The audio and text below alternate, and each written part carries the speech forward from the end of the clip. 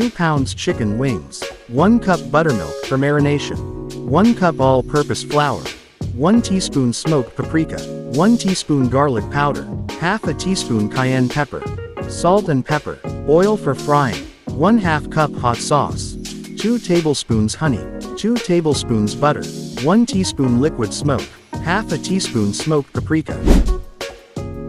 In a large bowl, combine chicken wings and buttermilk. Let them marinate for at least 2 hours or overnight for tender, flavorful wings. Mix flour, smoked paprika, garlic powder, cayenne, salt, and pepper in a shallow dish.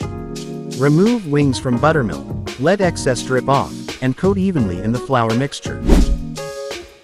Heat oil in a deep fryer or heavy-bottomed pot to 375 degrees Fahrenheit 190 degrees Celsius.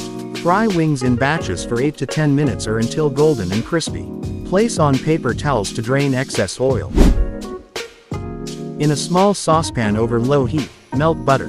Stir in hot sauce, honey, smoked paprika, and liquid smoke. Simmer for 2 to 3 minutes until smooth and glossy.